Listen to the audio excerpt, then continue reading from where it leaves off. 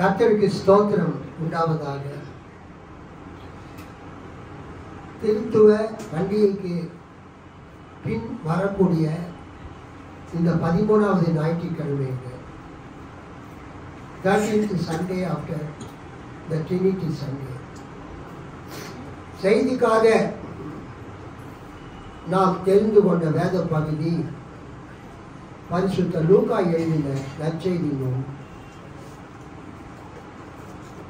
10வது அதிகாரம் 25 முதல் 37 வரை.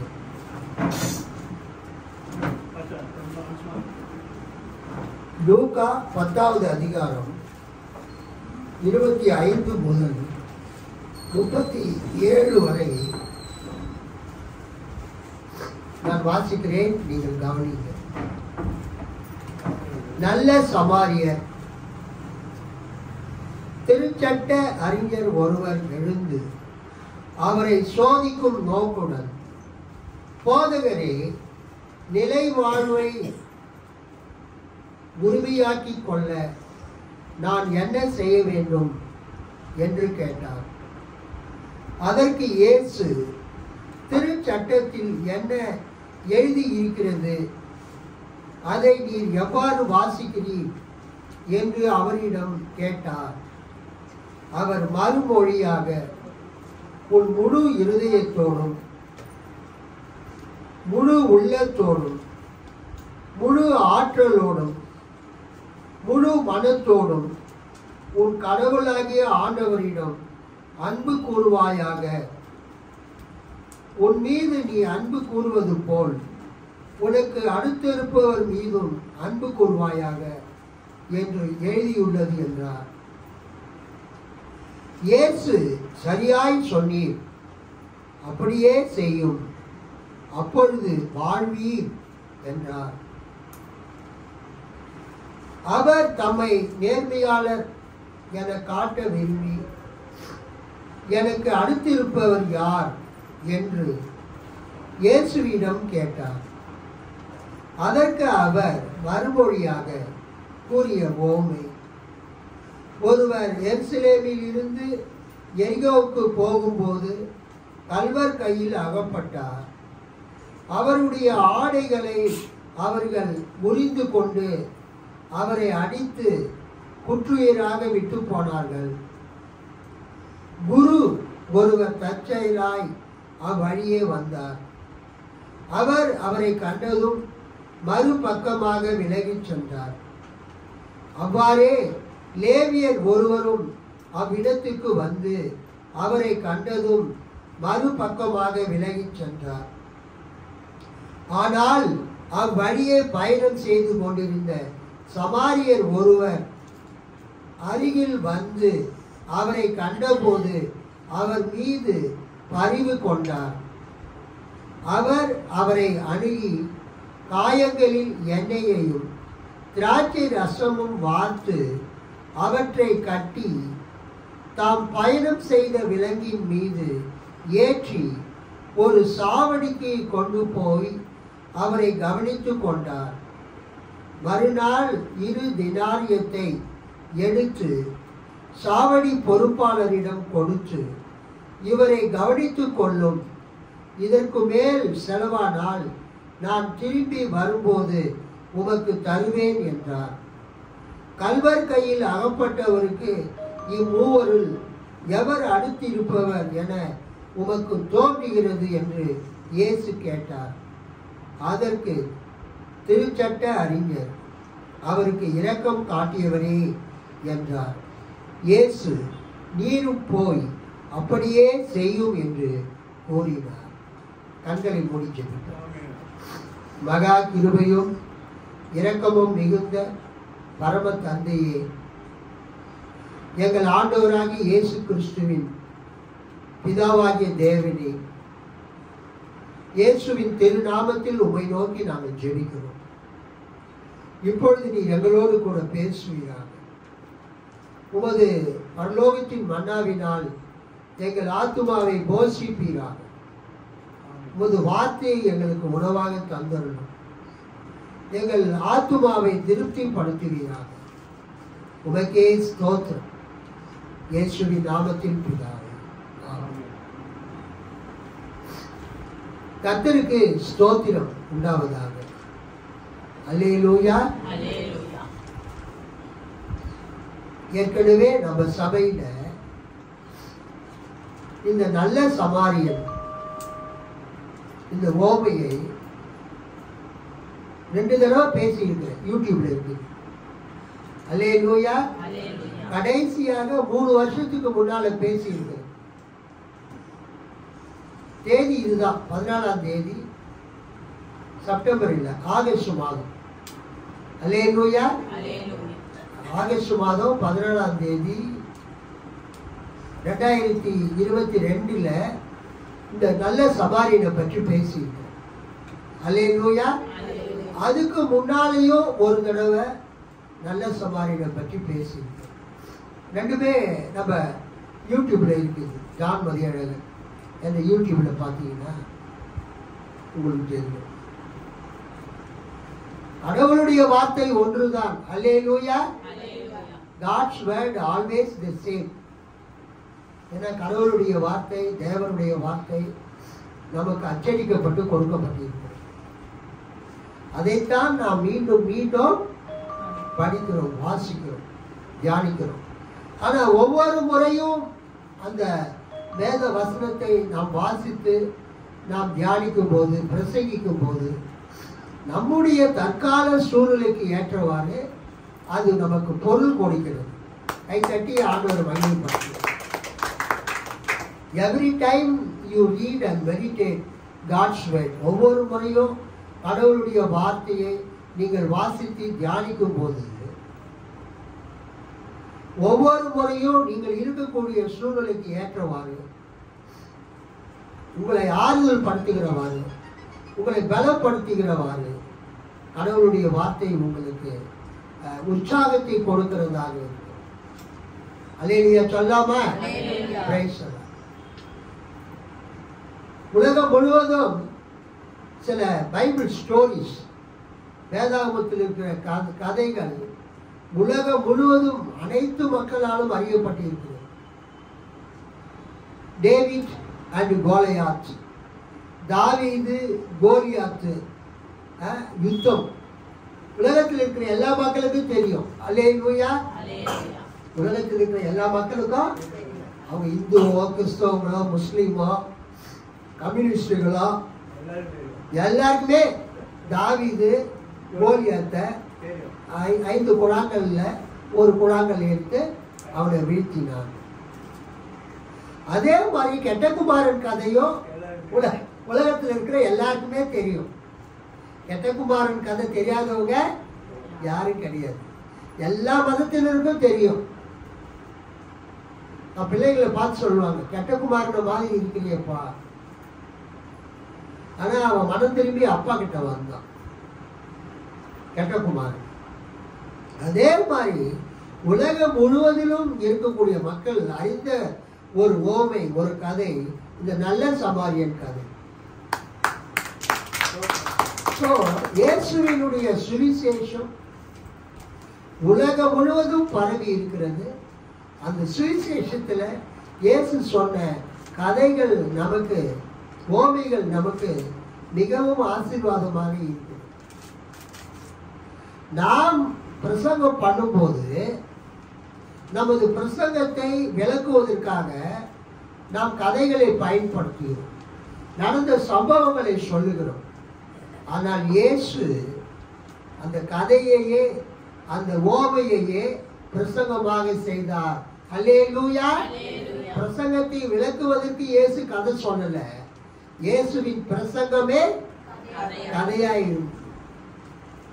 Jesus preached his message in the form of parables. ஓமைகள் மூலமாக இயேசு தனது செய்தியை அறிவித்தார். இன்றைக்கு ரொம்ப அருமையான அந்த நல்ல சமாரியன் கதையை நாம் இன்றைக்கு மீண்டும் நாம் அதை தியானிக்க போகிறோம். கர்த்தருக்கு ஸ்தோத்திரம். 25, 26 படிங்க சத்தமா. அப்பொழுது நியாயசாஸ்திரி ஒருவன் எழுந்திருந்து அவரை சோதிக்கும்படி, போதகரே, நித்திய ஜீவனை சுதந்தரித்துக் கொள்ளும்படிக்கு நான் என்ன செய்ய வேண்டும் என்று கேட்டான். அதற்கு அவர், நியாய பிரமாணத்தில் என்ன எழுதி இருக்கிறது, நீ வாசித்திருக்கிறது என்ன என்றார். யூதர்களுடைய வேத புத்தகத்திற்கு பெயர் நியாய பிரமாணம் என்று பெயர். அதை நாம் ஆங்கிலத்தில் லா என்று அழைக்கிறோம். மோசேயின் நியாய பிரமாணம் என்றும் நாம் அழைக்கிறோம், லா ஆஃப் மோசஸ். ஆனால் யூதர்கள் அந்த நியாய பிரமாணத்தை தோரா என்று அழைத்தார்கள். அல்லேலூயா. தோரா என்றால் இன்ஸ்ட்ரக்ஷன், கட்டளைகள், கடவுள் மனிதனுக்கு கொடுத்த கட்டளைகள்.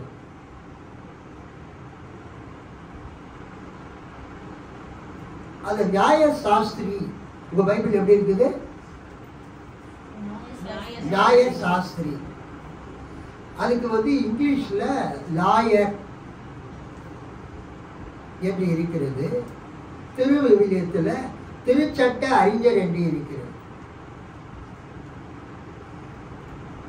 அந்த திருச்சட்ட அறிஞர், நியாய சாஸ்திரி, அந்த லாயர் என்பதற்கு கிரேக்க வார்த்தை நோமிகாஸ், NOMIKOS, நோமிகாஸ். நோமாஸ் அப்படின்னா லா, நோமாஸ் ஆர் நாமாஸ் என்றால் அதுக்கு என்ன பேருங்க?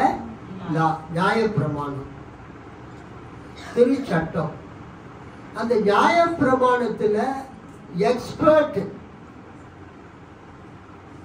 பெரிய பெரிய வழக்கறிஞர்களை அவர் பெரிய எக்ஸ்பர்ட் அப்படின்னு நம்ம சொல்றோம். இப்ப நம்ம திலகராஜ் ஐயாலாம் அவர் பெரிய எக்ஸ்பர்ட். அந்த சட்டத்தை நன்றாக படித்தவர். அந்த நமக்கு எப்படி தியாலஜிக்கல் ரெவியூலாம் இருக்குதோ ஜேர்னல், அது மாதிரி சட்ட பத்திரிகைகளில, மலர்களில, லீகல் ஜேர்னல்ஸ்ல அவர் கட்டுரைகள்லாம் எழுதக்கூடியவர். பெரிய எக்ஸ்பர்ட். லா, இந்திய அரசியலமைப்பு சட்டம், அதெல்லாம் ரொம்ப எக்ஸ்பர்ட். திலகராஜ் பிரதர், நம்ம திலகராஜ் ஐயா. ஸோ ஒரு துறையில ரொம்ப பாண்டித்தியம் பெற்றவர்களை நம்ம என்ன சொல்றோம்? எக்ஸ்பர்ட் அப்படின்னு சொல்றோம். அது மாதிரி இந்த யூதர்களுடைய இந்த நியாய பிரமாணத்தில், யூதர்களுடைய அந்த திருச்சட்டத்தில், அந்த மோசே கொடுத்த 5 ஆகமத்தை நன்றாக படித்து கரைத்து குடித்தவர்கள், எந்த கேள்வியை எப்ப கேட்டாலும் மனப்பாடமா சொல்லக்கூடியவங்க, அவங்க தான் எக்ஸ்பர்ட்.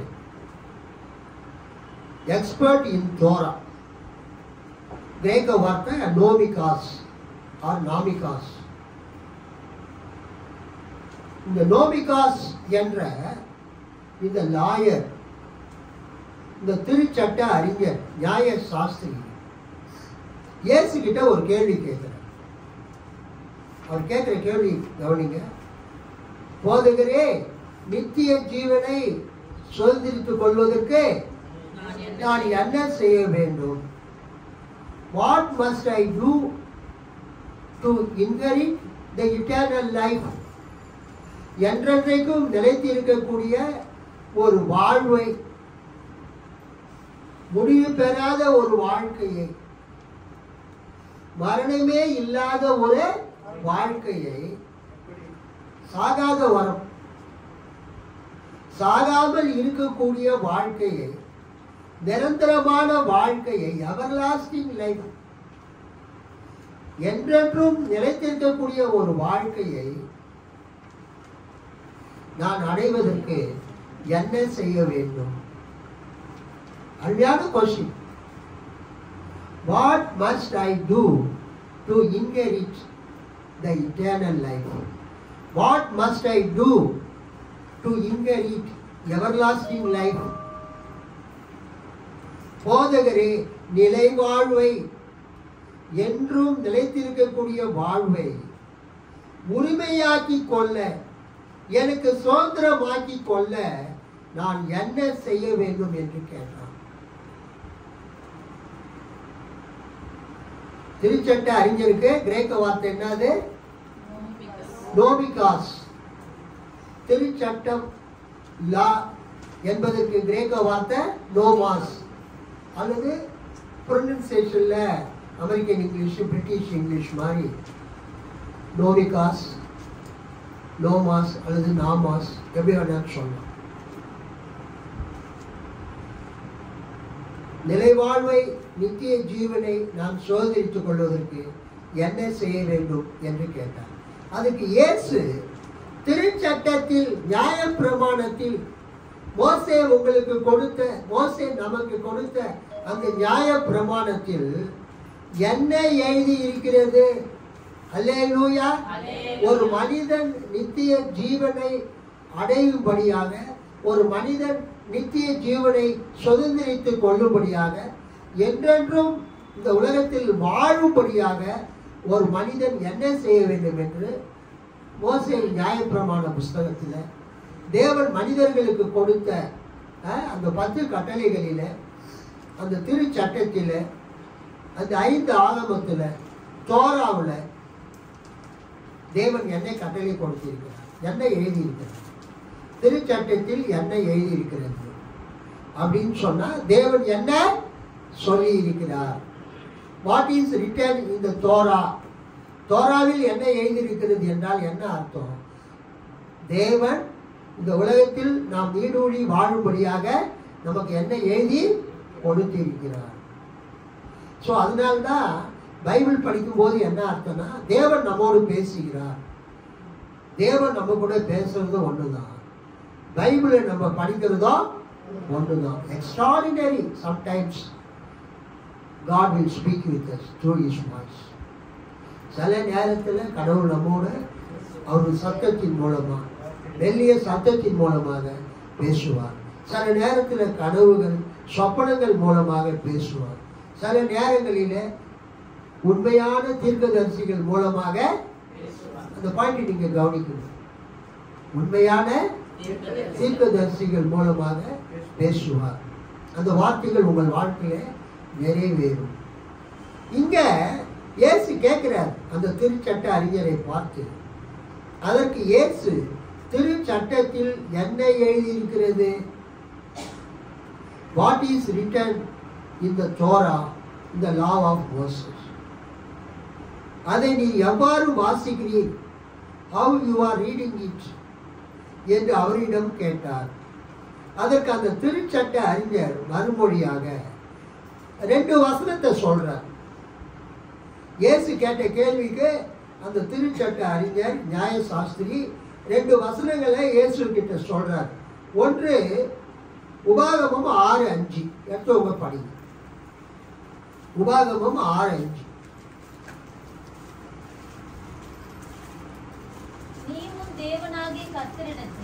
நீ உன் தேவனாகிய கர்த்தரிடத்தில் உன் முழு இருதயத்தோடும், உன் முழு ஆத்துமாவோடும், உன் முழு பலத்தோடும் அன்பு கூறுவாயாக. திரும்ப படிங்க இன்னொருத்தர். நீ உன் தேவனாகிய கர்த்தரிடத்தில் உன் முழு இருதயத்தோடும், எண்ணிக்கங்க, நீ உன் தேவனாகிய கர்த்தரிடத்தில் உன் முழு இருதயத்தோடும், உன் முழு ஆத்துமாவோடும், 2, உன் முழு பலத்தோடும் அன்பு கூறுவாயாக. உன் முழு பலத்தோடும் அன்பு கூறுவாயாக. அங்க எத்தனை இருக்குது? உன் முழு இருதயத்தோடும், உன் முழு உள்ளத்தோடும், உன் முழு ஆற்றலோடும் உன் கடவுளாகிய ஆண்டவரிடம் அன்பு கூறுவாயாக. கொஞ்சம் தமிழ் வார்த்தைகள் வித்தியாசம். முழு இருதயத்தோடு, முழு ஆத்மாவோடு, முழு பலத்தோடு அன்பு கூறுவாயாக. அங்க நியாயப்பிரமாணத்துல எப்படி அன்பு கூறணும்? கர்த்தரை முழு இருதயத்தோட, முழு ஆத்மாவோட முழு பலத்தோட அன்பு கூறும். கடவுளை நம்ம எப்படி நேசிக்கணும்? அறமுறையா நேசிக்க கூடாது. நம்ம அறமுறையா நேசிக்கவே கூடாது. முழு இருதயத்தோடு, முழு ஆத்மாவோடு, முழு பலத்தோடு கர்த்தரை நேசிக்கணும். சரி, அடுத்தது இன்னொரு வசனத்தை படிங்க. லேவியராகமம் 19:18. லேவியராகமம் 19:18 படிங்க. பழிக்கு பழி வாங்காமலும் புத்திரர்கள் பொறாமை கொள்ளாமலும் உன்னில் நீ அன்பு கூறுவது போல் பிறரிடம் அன்பு கூறுவாயாக, நான் கர்த்தர். 19:18 உன்னில் நீ அன்பு கூறுவது போல படிமா. உன்னில் நீ அன்பு கூறுவது போல உன்னில் நீ அன்பு கூறுவது போல பிறனிலும் அன்பு கூறுவாயாக. கைத்தட்டி ஆண்டவரை மகிமைப்படுத்துங்க உற்சாகமா. உன்னில் நீ அன்பு கூறுவது போல பிறனிலும் அன்பு கூறுவாயாக. பழிக்கு பழி என ஒரு இனத்தார் மேல் காழ்ப்பு கொள்ளாது. உன் மீது நீ அன்பு கூறுவது போல், செல்ஃப் லவ், உன் மீது நீ அன்பு கூறுவது போல் உனக்கு அடுத்து இருப்பவர் மீதும் அன்பு கூறுவாயாக, நான் ஆண்டவர். உன்னை நீ நேசிப்பது போல உனக்கு அடுத்து இருப்பவரையும் நீ நேசிப்பாயாக. Love your neighbour as yourself. நீ உன்னை எப்படி நேசிக்கிறாயோ, நீ உன்னை, உன் மனைவியை, உன் பிள்ளைகளை, உன் குடும்பத்தினரை, உன் வீட்டை எப்படி நேசிக்கிறாயோ அவ்வாறே மற்றவர்களையும் நேசிப்பாயாக. Love your neighbour. உனக்கு அடுத்து இருப்பவரை நேசி. எதை போல? நீ உன்னை நேசிப்பது போல. as you love yourself. உன் மீது நீ அன்பு கூறுவது போல் உனக்கு அடுத்து இருப்பவர் மீதும் அன்பு கூறுவாயாக, நான் ஆண்டவர். இந்த 2 வசனத்தையும் இயேசு கேட்ட கேள்விக்கு அவர் பதில் சொல்றார். யாரு? நியாய சாஸ்திரி. அந்த எக்ஸ்பர்ட் இன் தோரா. மோசே நியாய பிரமாணத்துல நல்ல தேறினவர், அறிஞர், திருச்சட்ட அறிஞர். மோசே நியாய பிரமாணத்தை நன்றாக படித்து மற்றவர்களுக்கு போதிக்கக்கூடிய அந்த திருச்சட்ட அறிஞர் இயேசு இந்த கேள்வியை கேட்ட உடனே அவர் என்ன பதில் சொல்றாரு? உபாகமம் 6ஆம் அதிகாரம் 5ஆம் வசனத்துல கடவுளை எப்படி நேசிக்கணும்னு சொல்றார். உன் முழு இருதயத்தோட, முழு ஆத்மாவோட, முழு பலத்தோட, ஆமா, உடல் பொருள் ஆவி, 3ஐயும் நீ என்ன பண்ணணும்? பயன்படுத்தணும். ஆண்டவரை நேசிக்கணும். கடவுளை நேசிக்கிறதுக்கு உடல் பொருள் ஆவியை நீ பயன்படுத்தணும். அடுத்தவங்களை நேசிக்கிறதுக்கு உன்னை நீ எப்படி நேசிக்கிறையோ அதே போல அடுத்தவரை நேசிக்க வேண்டும். அந்த வசனத்தை படிங்க. திருச்சட்டத்தில் என்ன எழுதியிருக்கிறது? நியாயப்பிரமாணத்தில் என்ன எழுதியிருக்கிறது? நீ என்ன வாசிக்கிறாய் என்று கேட்டதற்கு அவர் என்ன பதில் சொல்றாரு? 27. அவன் பிரதியுத்தரமாக, உன் தேவனாகிய கர்த்தரிடத்தில் உன் முழு இருதயத்தோடும், உன் முழு ஆத்மாவோடும், உன் முழு பலத்தோடும், உன் முழு சிந்தையோடும் அன்பு கூர்ந்து. போதும். நியாயப்பிரமாணத்துல 3 தான் இருக்குது. கவனிச்சிங்களா? உபாகமம் 6:5 எத்தனை இருக்குது? 3 தான் இருக்குது. முழு இருதயத்தோடும், முழு ஆத்மாவோடும், முழு பலத்தோடும். ஆனா இங்க அவன் என்ன சொல்றான்? முழு சிந்தையோடும் 4 பாயிண்ட் சொல்றான். தோராவுல உபாகமம் 6:5 ஒரு மனிதனுடைய 3 ஃபேக்கல்டிஸ், ஒரு மனிதனுடைய 3 தன்மைகள் தான் அங்கு கொடுக்கப்பட்டிருக்கிறது. ஆனால் இந்த திருச்சட்ட அறிஞர், இந்த நியாய சாஸ்திரி 4 காரியத்தை சொல்றார். என்ன சொல்றாரு? உன் முழு இருதயத்தோடும், உன் முழு உள்ளத்தோடும், உன் முழு ஆற்றலோடும், உன் முழு மனதோடும் உன் கடவுளாகி ஆண்டவரிடம் அன்பு கூறுவாயாக. 4 human faculties are mentioned here. இந்த திருச்சட்ட அறிஞர் இந்த நியாய சாஸ்திரி 3 காரியத்தை குறிப்பிடாம எத்தனை காரியத்தை குறிப்பிடுறாரு? 4 காரியத்தை குறிப்பிடுகிறார். முழு இருதயம், முழு உள்ளம், முழு ஆற்றல், முழு மனசு. என்ன காரணம்னா எபிரேய மொழியில உபாகமம் 6:5 வரக்கூடிய அந்த இருதயம், முழு இருதயத்தோடும் என்கிற அந்த வார்த்தையை கிரேக்க மொழியில அவங்க மொழிபெயர்க்கும் போது இதயத்தை அவங்க மனசு என்று மொழிபெயர்த்திருக்கிறார். அல்லேலூயா. எப்படி மொழிபெயர்த்திருக்காங்க? இதயத்தை மனசு என்று மொழிபெயர்த்திருக்காங்க. கிரேக்க மொழியில இருதயம், எபிரேய மொழியில இருதயம் உபாகமம் 6:5. ஆனா கிரேக்க மொழியில மொழிபெயர்க்கும் போது செப்துவஜின்ட் மொழிபெயர்ப்புல அதை என்ன சொல்லியிருக்கிறாங்க? மனசு, யுவர் மைண்ட் என்று மொழிபெயர்த்திருக்கிறார்.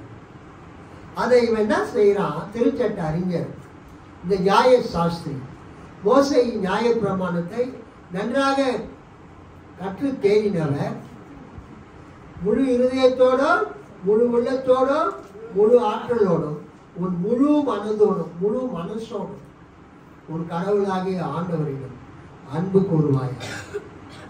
இன்றைக்கு இது நமக்கு ஒரு நல்ல பாடமாக இருக்கு. நம்ம எப்படி இயேசுவை நேசிக்க வேண்டும், எப்படி ஆண்டவரை நேசிக்க வேண்டும் என்றால் எல்லாமே முழுசா நேசிக்கணும். அல்லேலூயா.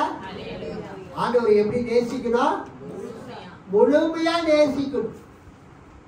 முழு இருதயத்தோடு, முழு உள்ளத்தோடு, முழு ஆற்றலோடு, முழு மனதோடு உன் கடவுளாகி ஆண்டவரிடம் அன்பு கூறுவாயாக. கை தட்டி ஆண்டவரை மகிமைப்படும். ஃபாதர் பெர்க்மன்ஸ் ஒரு அழகான பாட்டு பாடுவார்.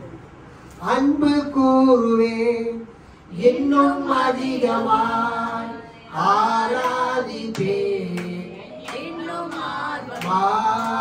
அன்பு கூறுவே இன்னும் அதிகமாய் ஆராதிப்பே,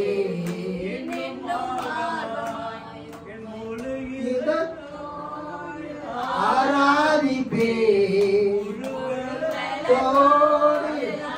கூறுவே ஆராதனை, ஆராதனை, ஆராதனை, ஆராதனை. போதும். இயேசுவை நேசிக்கிற Lord I love you, Jesus I love you, daddy I love you, இது அன்பு கிடையாது. செய்யணும், செயல்ல காட்டணும். எத்தனாவது யாருக்கு சொல்லுது? Pastor I love you pastor, I love you so much pastor. இதே மாதிரி 100 தடவை என்கிட்ட சொல்லிட்டு இருக்கிறதுனால எனக்கு ஏதாவது பிரயோஜனம் இருக்கா? சொல்லுங்கம்மா, சொல்லலாமா? அது எம்டி சவுண்டு தான். நான் உங்களை நேசிக்கிறேன் என்றத நீங்க செயல்ல காமிக்கணும். புரியுதுங்களா? நீங்க என்ன நேசிக்கிறீங்கன்னு தெரியும். உதாரணத்துக்கு சொன்னேன், கவலைப்படாதீங்க. நான் உங்களை நேசிக்கிறேன். I love you, I love you so much, ரொம்ப ரொம்ப நேசிக்கிறேன் அப்படின்னு நீங்க சொன்னீங்கன்னா அது வார்த்தையில இருக்கக்கூடாது. அது எதுல இருக்கணும்? சொல்லுங்க ரூச்சல்லம்மா. அவங்க என்ன ரொம்ப நேசிப்பாங்க ரூச்சல்லம்மா. அவங்க வீட்டுக்கு போயிட்டாவே ஒரு நல்ல திக்கான பால்ல ஒரு நல்ல காஃபி அதை குடிச்சாவே தலைவலி போயிடும். கை தட்டி ஆண்டவர் மகிழ்ச்சி. இப்ப இல்ல, அவங்க வீட்டுக்காரர் இருந்ததுல இருந்து அல்லேலூயா. அல்லேலூயா. கர்த்தருக்கு ஸ்தோத்திரம். ஒருத்தர் ஒரு கப் ஆஃப் காபி, ஒரு கப் ஆஃப் டீ, அதுவே போதும். ஒருத்தர் நீங்க எந்த அளவுக்கு நேசிக்கிறீங்க. நானே என் ஒய்ஃப் கிட்ட சொல்லுவேன், தண்ணி கலக்காத பால். யாராவது நம்ம எங்க வீட்டுக்கு நேற்று சல்மோன் வந்தாரு. கைப்பெருதி ஜான் டேவிட் கைப்பெருதி கொடுத்துட்டு இருக்கும் போது மோப்பேர்ல சல்மோன் வந்திருக்காரு பஸ் ஸ்டாண்ட்ல. அவர் என் பாலிடெக்னிக்ல இங்கிலீஷ் லெக்சரராக ஒர்க் பண்ணார். அவர் எனக்கு ஃபோன் பண்ணார், சல்மோன் வந்திருக்கிறார். அப்புறம் நேற்று சல்மோன் வந்தார் எங்க வீட்டுக்கு ஈவினிங்.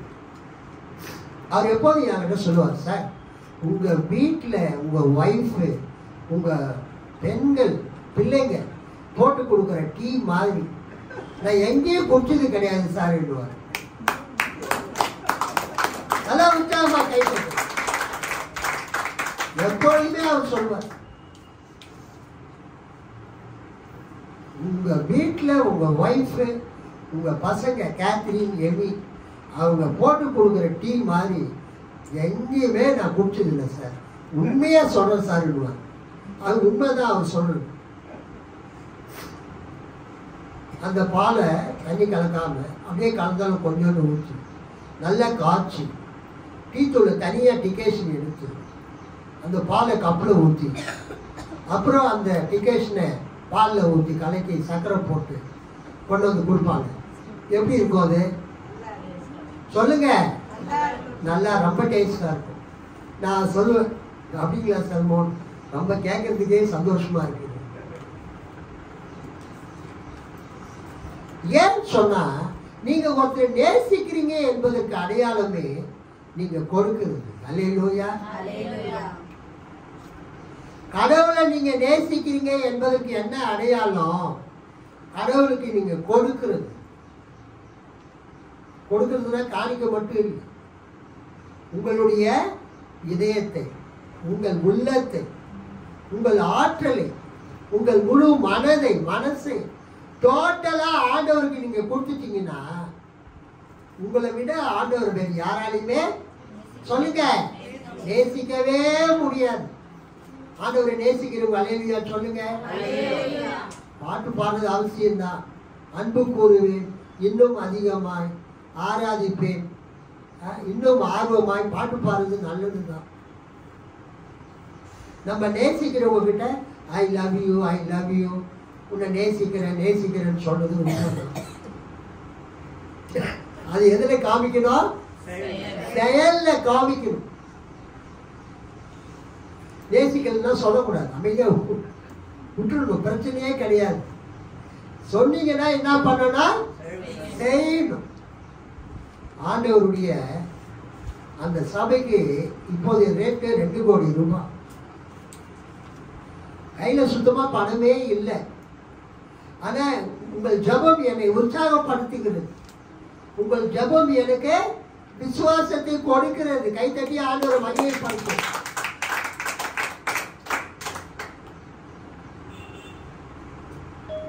ஜூபிட்டர் 125cc டிவிஎஸ் பைக்கை ஆர்டர் வாங்க உதவி செய்வார். 1,25,000. ஐபோன் 14 ப்ரோ மேக்ஸ் நான் வாங்கும்போது அதான் ஹையஸ்ட். அதன் பிறகுதான் ஐபோன் 15 வந்தது.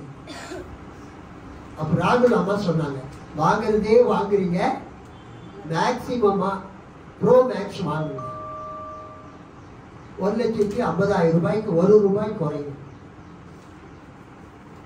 அதுதான் ரெக்கார்டிங் பண்ணிட்டு இருக்குது. 1,50,000 ஆமா 50,000 ரூபாய்க்கு 1 ரூபாய் குறையும். 5,000 ரூபாய் டிஸ்கவுண்ட்ல கிடைச்சது அந்த டைம். 1,45,000 ரூபாய் அந்த ஐபோனை வாங்க ஆண்டவர் உதவி செய்தார். இதெல்லாம் ஆண்டவர் செய்தது. அல்லேலூயா. அப்ப நம்ம ஜாப் பண்ணோம். என்ன ஜாப் பண்ணோம்? 125cc ஜூபிட்டரை நீ கொடுத்தீர் என்றார். ஐபோன் 14 ப்ரோ மேக்ஸை நீ கொடுத்தீர் என்றார். அந்த நீலாசேகர் அம்மா கிட்ட பேசி நாங்க 16 வருஷமா வாடகைக்கு இருந்தோமே அந்த சர்ச்சு, அந்த இடத்தை எங்களுக்கு கொடுக்க நீர் வல்லவராய் இருக்கிறீர். அல்லேலூயா. ரெண்டுமே நிறைவேறினது. மூணாவது காரியத்தையும் ஆண்டவர் நிறைவேற்றுவார். கை தட்டி ஆண்டவர் மகிமைப்படுத்துவார். 2 கோடி எங்க போகுது? எனக்கு ஒத்தாசை வரும், பர்வதங்களுக்கு நேராக என் கண்களை ஏறெடுக்கிறேன். வானத்தையும் பூமியையும் உண்டாக்கின கர்த்தரிடத்திலிருந்து எனக்கு ஒத்தாசை வரும். No other way. கர்த்தரை முழு இதயத்தோடு நேசிக்கிறவங்க, முழு உள்ளத்தோடு நேசிக்கிறவங்க, முழு ஆற்றலோடு நேசிக்கிறவங்க, 4வது முழு மனதோடும் நேசிக்கிறவங்க கண்டிப்பா பூமியில எங்கேயாவது ஒரு இடத்துல இருப்பாங்க. அல்லேலூயா. நம்ம இடத்துலயும் இருக்கிறாங்க. கர்த்தர் நிச்சயமா அதை கிரியேட் செய்வார். கர்த்தரின் பார்வைக்கு அது அற்ப காரியம். அல்லேலூயா. கர்த்தரின் பார்வைக்கு அது அற்ப காரியம். 2 கோடி ரூபாயில ஒரு அமௌண்டே இப்ப கிடையாது. கர்த்தரால் கூடாத காரியம் ஒன்றுமே இல்லை. ஆக நம்ம ஆண்டவரை எப்படி நேசிக்கணும்? 4 human faculties are mentioned here.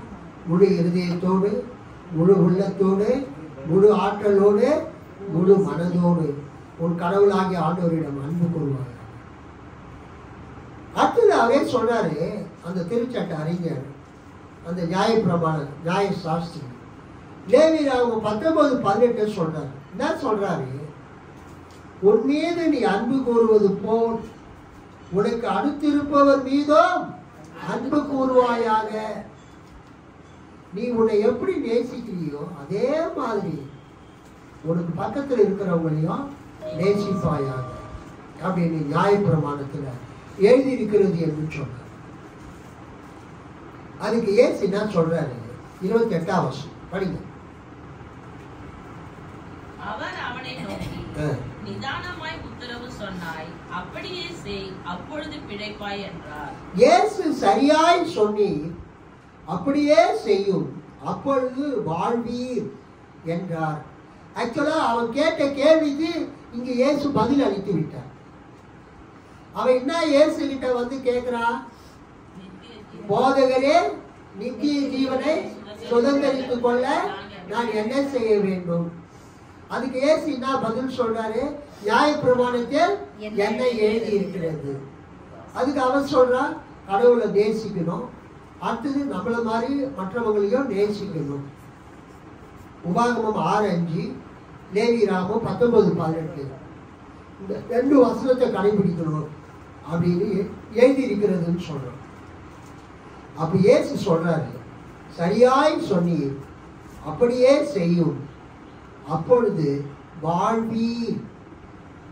அல்லேலூயா. அதுக்கு என்ன அர்த்தம்னா,